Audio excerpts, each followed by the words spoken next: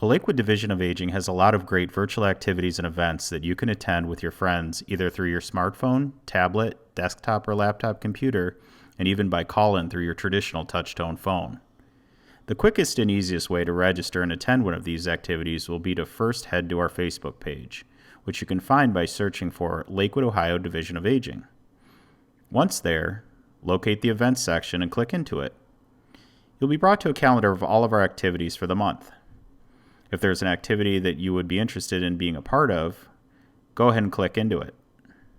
Next, you want to scroll down to the description, and here you will find some instructions about how to register for the event. There are several options, but today we're going to focus on registering electronically, so you'll want to click the link that is present. Once you click into it, you'll be brought to a page where you're asked to enter your first name, your last name, and your email address. And then all you have to do is go ahead and click the register button, and that's it.